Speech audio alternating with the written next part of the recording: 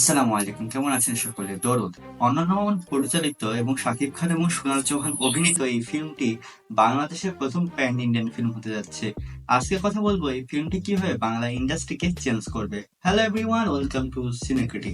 আজকে কথা বলবো এই মেন বিষয়টি হচ্ছে দরদটা কিভাবে বাংলা ইন্ডাস্ট্রিকে চেঞ্জ করবে এবং এটা কিছু পয়েন্ট। নাম্বার ওয়ান, যে পয়েন্টটা আমার কাছে মনে হয় এটার কোয়ালিটি দেখে।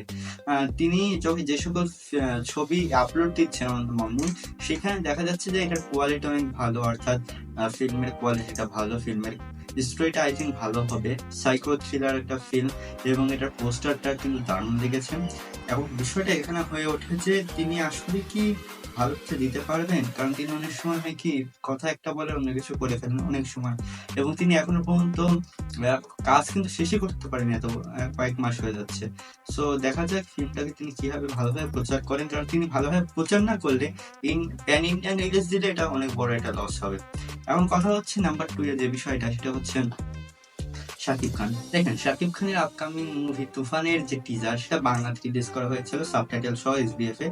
সো এই যে টিজারটা কিন্তু হিন্দি ভাষী অনেকেই দেখেছে, পাকিস্তানের অনেকেই দেখেছে, এবং হলিউড ক্রিটিক্সরাও দেখেছে। সো সবার কাছে ভালো লেগেছে, এমন অনেকে এটা দেখার জন্য আগ্রহ প্রকাশ করেছে।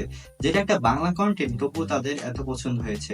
সো আশা করা যায় যদি প্যান ইন্ডিয়ান ভাবে এই দৌড়টাকে রিলিজ করা হয়, এবং এই যে ভাষাগুলো বাংলা, হিন্দি, তামিল, তেলুগু, মালয়ালাম এই ৫টা ভাষায় রিলিজ করা হচ্ছে, এবং টিজারটা দিয়ে বা প্রোমো দিয়ে যদি ভালোভাবে প্রমোশন করানো যায়, এবং ক্রিটিক্সদের বিশেষ করে বলতে পারেন ইন্ডিয়ান যেসব ক্রিটিক রয়েছে তাদেরকে যদি ভালো করে একটা ভালো ইনপুট দেওয়া যায়, ভালো ভালো আউটপুট দেওয়া যায়, এবং তাদের কাছ থেকে ভালো একটা আলোচনা পাওয়া যায়, তাদের কাছ থেকে ভালো একটা প্রশংসা পাওয়া যায় তাদের, তাহলে কিন্তু একটা ভালো প্রমোশন হয়ে যাবে, কারণ তাদের একটা ফ্যান ফলোয়ার রয়েছে। খুব শীঘ্রই আমি কথা বলবো দরদ কিভাবে প্রমোশন করবেন, যতক্ষণ না আনন্দ মামুন প্রমোশন শুরু করছেন, তারপরে আমাদের শুরু করার পালা।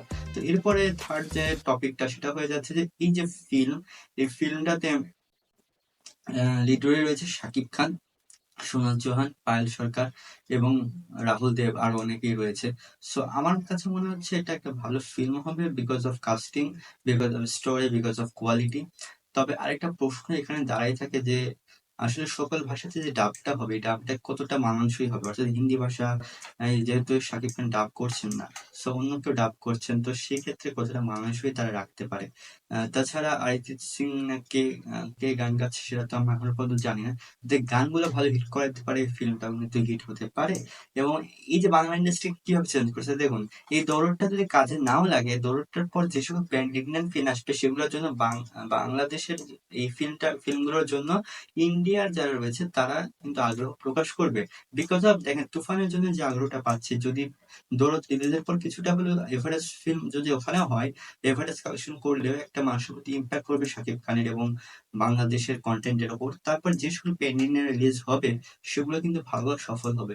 সেই বিষয় নিয়ে কথা বলবো খুব শীঘ্রই। তো এই ছিল আজকের ভিডিও, আশা করি বুঝতে পেরেছেন এই ভিডিওটির মূল উদ্দেশ্য কি। সকলে মিলে প্রমোশন করবো দরদের, এবং দরদটা হবে বাংলা ইন্ডাস্ট্রির জন্য একটা মাইল ফলক। ধন্যবাদ।